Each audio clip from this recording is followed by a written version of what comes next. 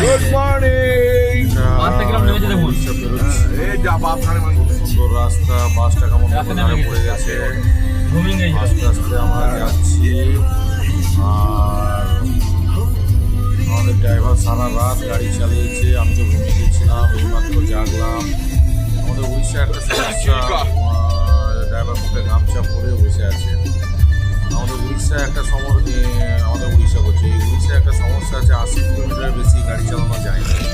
লিমিটই হলো 80 কিলোমিটার। আস্তে আস্তে গাড়ি যা চালিয়েছিস ভাইটি প্রায় শেষের দিকে, এবার লাস্টের দিকে অন্ধকার ঢুকবো।